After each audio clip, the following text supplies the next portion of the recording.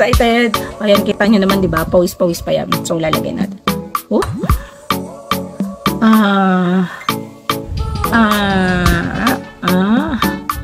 Yan. Oh.